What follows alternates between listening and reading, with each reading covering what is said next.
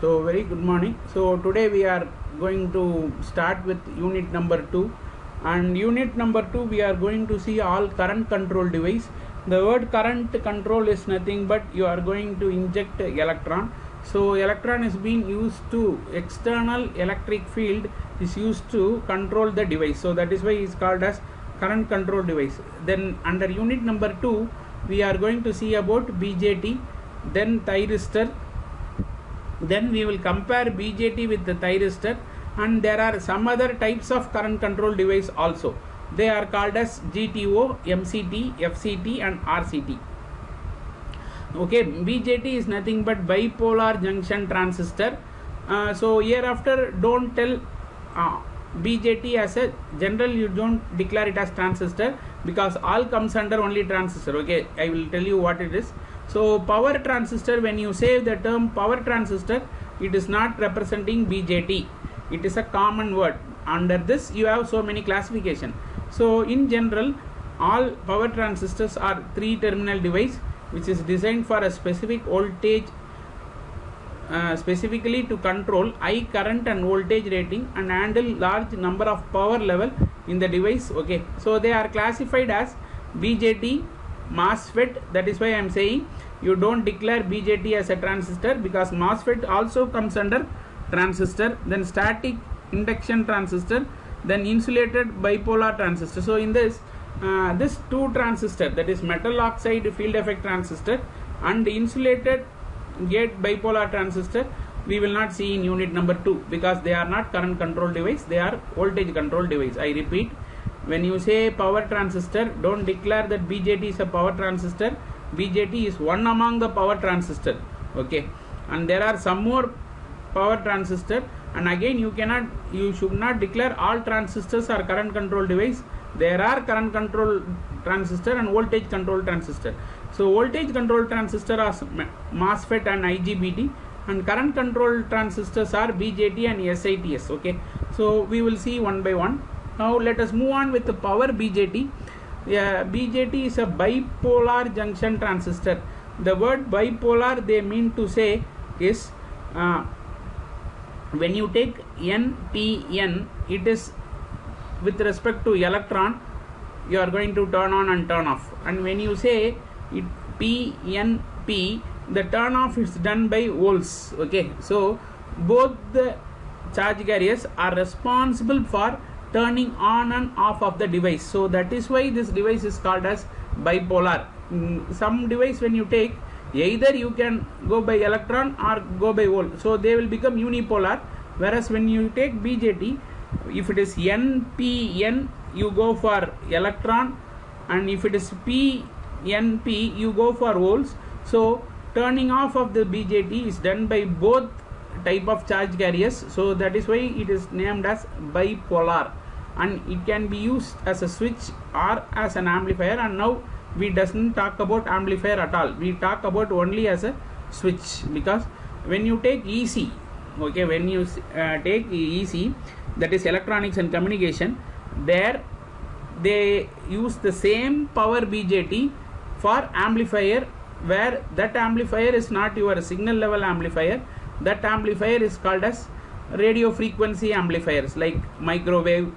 I think you might have all seen cell phone towers, and there I think they might have put a board, don't go and touch, it is ionized, because there I want to amplify the entire signal, and this amplified signal has to be sent to the space, where we call it as ionosphere in our earth surface, and it has to be reflected. So think of the power level which is required so that the signal travel.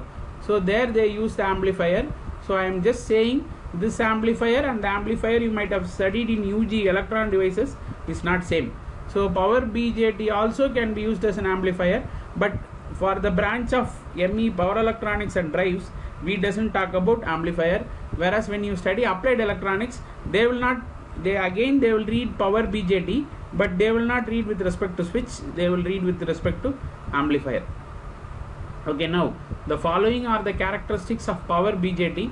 First one is it has a large size, so maximum current flow through it. Then the breakdown voltage is high, then high current carrying capability, it has higher on state voltage drop. This is the disadvantage. High power application, so you can go for high power application also. When you say, see the structure, there is no difference between the structure which we might have drawn in our UG with the electron devices, same structure, because structure and all cannot be changed. So power transistor BJT is a vertical oriented. There is two type of manufacturing, one is called vertical and another one is called horizontal. In vertical, you can manufacture with high power capability. In horizontal, that cannot be done. So in vertical, one above one, so first one layer above which you will go with another layer and then go with another layer in a vertical fashion. So power level can be high when you go with the vertical orientation, and this vertical orientation with respect to construction I am speaking. Okay, then comes your power BJT. Now only you have to say what is the differences, the insertion of this n minus region. So when any question is asked, state the difference between a power BJT and a normal BJT with respect to construction. If they ask difference with respect to construction, if they ask, you have to tell there is an n minus region which is absent in case of low power rating, and with respect to high power rating, this n minus region is brought in. But if you bring this n minus region, there is one more problem which is going to occur, that I will say when I am taking characteristics. Now this insertion of this n minus region, we call it as collector drift region. Word you have to see, English word is been written, so everything has a meaning. Collector drift region, which means this fellow is only reason for drifting the current from your collector to emitter, or in case here we call it as, sorry, here both the side it has been written gate, one is emitter, another one is collector. So this is collector, wrongly written notation, you just change it as this notation is collector. So when this region is more, the amount of current coming to collector will reduce. That is why they say collector drift. Drift is somewhere I am diverting. So rather current entering from here and to reach here, there is something drift in this path between the emitter to collector. There is some drift in path, and this drift is path is due to insertion of this particular region. See, this region is being brought in to withstand high voltage. When you insert a person for increasing the voltage, obviously current will decrease. See, simultaneous increase of V and I is not possible because power remains constant. So when power remains constant, when you try to increase voltage, automatically current will come down. So this region is going to drift to the current which is going to enter the collector. So that is why we call it as collector drift region. Now this collector drift region decides the breakdown voltage. This is the one question, like one more question. In a BJT, if you want to increase the breakdown voltage, what should be done? You have to say the region of collector drift region has to be increased. I repeat, if you increase the region of collector drift region, the breakdown voltage will increase. Ad increase panna, this will also increase. Okay, now with respect to construction, everything will be mentioned in terms of 10 power 16 centimeter cube. This is 10 to the power 14. So all this thing is a numerical value, just you can mug up like what is the level. Easy way is 16, 14, 19 we say.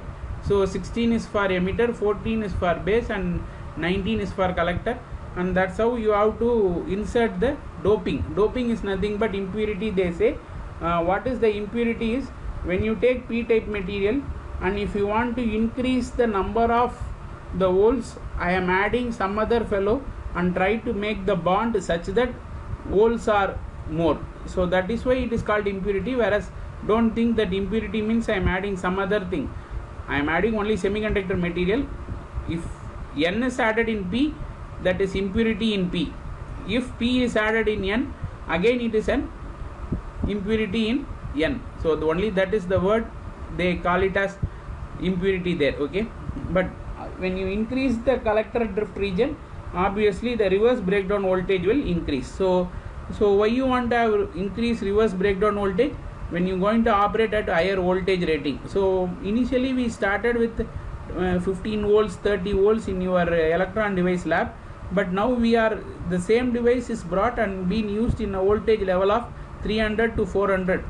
When you call face to face, you will get 400 voltage. So even from a 3-phase supply, when you put a diode rectifier and if you try to get your output voltage, it will be around, you can get it as 300 to 400. So it is a very high voltage. To withstand this very high voltage, I am inserting a collector drift region. Okay, now let us move on to characteristics.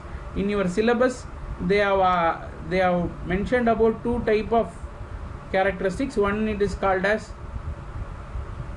static characteristics, another one is called as switching characteristics, and the VI characteristics is called as static characteristics, and we will see about switching characteristics also.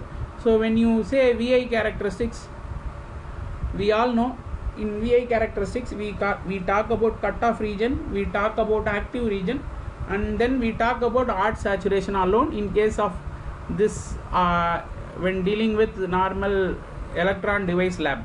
Whereas when you have come to power BJT, you have inserted a region called N-, that is this particular region.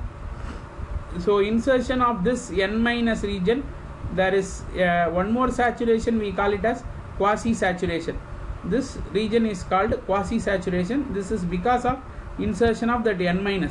If this N- is not here, then you will have only odd saturation, but I need this quasi saturation because this region is required for me. Even now I will not operate my device in active region, I will try to operate my device either in cutoff or in quasi saturation. I repeat, see, now you might have studied the same VI characteristics in your electron devices, where I will talk about only active region. I say whenever a device is operated, I will say I will operate in active region, whereas now I want only as a switch. So only as a switch means either he should be in no current is flowing or high current is flowing. So now I required only what region? I required only this cutoff or quasi. So when I want to operate in either in quasi or in cutoff, and you can ask me, why sir, shall we go even for odd saturation where the current level is more and voltage drop is less? But unfortunately I have inserted N- region. The insertion of N- region will have high on state voltage drop. See, you can see here, this due to this fellow there will be a voltage drop, and this voltage drop is more as compared to the voltage drop of normal BJT. So that is why you have this odd saturation and quasi. See, in odd saturation your V level, see, you have only small amount of V. When you plot this on your x-axis, only small amount of voltage drop, but I have inserted an N- region. So due to that insertion of N- region, see, till this I will have a voltage drop. So that is why we say increase voltage drop. And why we are not using in odd saturation, why we use in quasi is, when you operate in quasi, your switching frequency will be high. When you come here, switching frequency will be less. So that is why we will operate in quasi. Okay, we will see one by one. First we will see cutoff. So we all know both base to emitter and collector, both junction are reverse biased. If both are reverse biased condition, then obviously it is in cutoff, which means you are not supplying any base current and there is no collector current. If there is collector current is there, then the device is turned on. If there is no collector current, the device is off. So when the device will be off, I am not giving forward bias or reverse bias, or I have given correctly but I have not given any base current. If I am not giving any base current, one junction will be in reverse bias, and that reverse bias will make the device to be in off. So to turn on or to on the device, obviously you have to supply base current. Unless otherwise you supply base current, the device will not come to on. So cutoff region is nothing but cutting totally the base current. Cut off, I am totally cutting off the base current. Even though if you increase your voltage between the emitter to base or emitter to collector, when you increase the voltage between collector to emitter also, the device will not get on. it will get on only if the base current is increased. So with the base current 0, we call it as cutoff region. Okay, an active region, you have started giving your base current. So once you started giving your base current, the device will be slightly increasing. So that is what you can see. Collector current is beta times IB. So okay, so I repeat, collector current is beta times IB. So you will have this is a multiplication and this remains constant. So base current multiplied by this value will be your collector current. Okay, and this beta DC is a constant. So BJT used as an amplifier in this region. I am saying, for our switching, we does not operate in active region at all. Okay, now we doesn't require active region at all.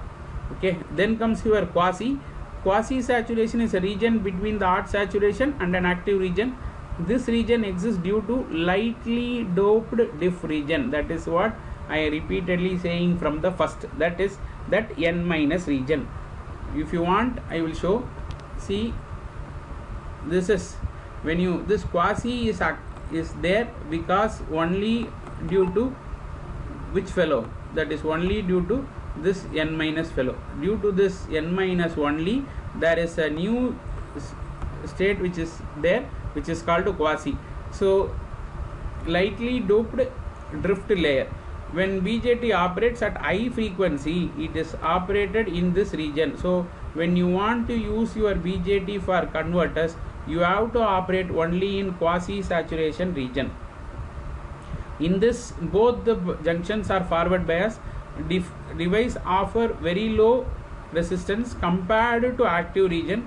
In this region, device does not go into deep saturation, so it can be turned quickly. Therefore, it can use higher frequency application. So now you must know when, sir, it will go to quasi, when it will be in odd. When you supply more electrons, it will go to odd saturation. From base, if you supply more electrons, it will go to odd saturation. So that's what we see. When you increase further beyond of this base current, then it will jump to odd saturation. So slightly lesser base current if you supply, it will be in quasi saturation. So that all you have to go with the data sheet. So that is why we say everything you have to go with the data sheet and data sheet. So from the data sheet only we can know what is the base current. That base current if you apply, then the device will be in quasi. If you increase the base current, it will go to odd saturation, because only base current will decide its on and off. Okay, so that is what we say. In odd saturation, we all know this is what is we might have studied before. A power BJT push into odd saturation region from a quasi region by increasing the base current. This is what is to be highlighted. When you increase base current beyond a particular value, it will go from quasi to odd saturation. So once it has reached quasi saturation, what you have done, you have brought more electrons. So now to remove this, you take more time. I am right? When you pump more time is required to again pump it back. So from base, you are giving external electron to the device. If you supply limited electron, then pulling out this electron is easy. When you supply more electrons, pulling out is also difficult. That is why the operating speeds come down. So that is why they say in this region is also known as deep saturation. The resistance offer in this region is minimum. It is even less than the quasi saturation, that is resistance offered, because if you have supplied more electron, more free electrons are there, then obviously resistance will come down. So when BJT operate in this region, power dissipation is minimum. The device act as a closed switch when it is operated in the region, but it needs more time to turn off. This is the point you have to highlight. They will ask, what is the difference between quasi saturation and odd saturation? What is plus in quasi? What is negative in odd saturation? In negative in odd saturation, when you operate a device in odd saturation, then to turn off you require more time. So this region is suitable only for low frequency switching application. So you are not supposed to operate in this region for higher operating frequency. Hello sir, நான் பார்த்துட்டேன் sir. நான்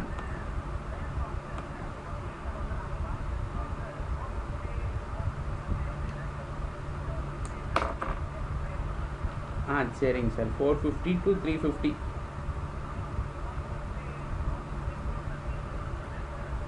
நான் அதுக்கேற்ற மாதிரி நான் பார்த்துக்கிறேன் sir. இவங்க என்ன code பண்ணுறாங்கன்றதை பார்த்துறேன்.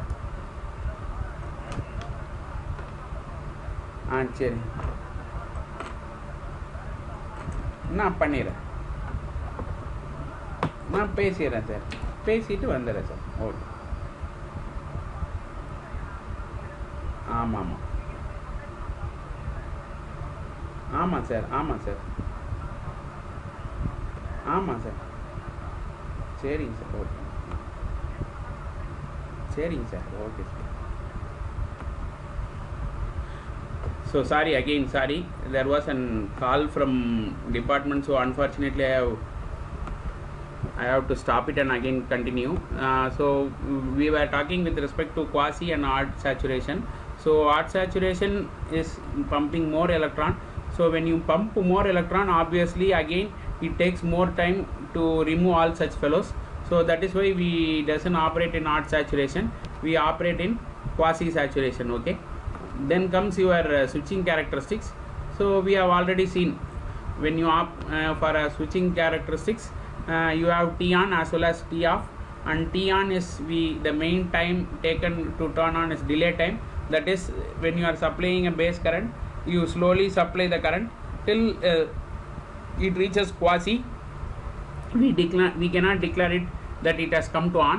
So once it enters the quasi, till that region it takes some time, and then only your collector current will start to increase. So then you say the device has come to turn on.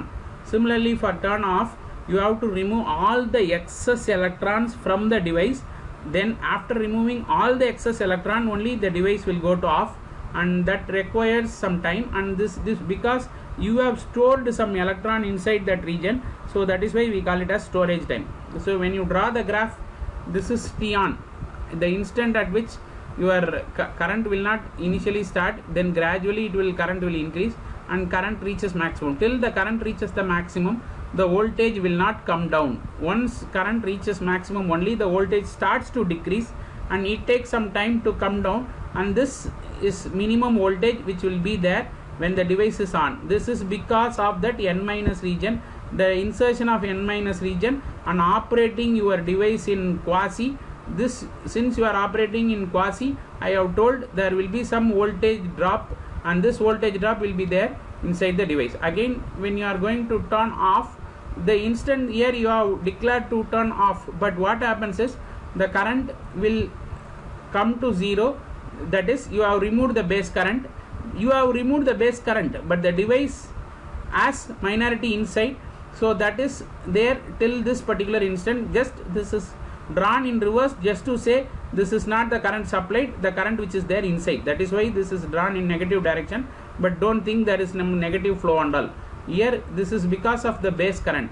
I have totally removed the base current, but what should be there? Once if I remove the base current, device should go on off, but it will not go off because already you have pumped more amount of electron. That pumped electron has to come out, and this once this pumped electron comes out and reaches 10% of the value, then only your voltage will reaches the maximum value, and again it will come to this reverse withstand voltage level. So this is the maximum level that device can withstand, and at this instant automatically you have removed the entire electron from the base region, and the device will go to off. So this is with respect to switching characteristics. So I think we can stop with this for today's class, and if you have any doubts you can ask me.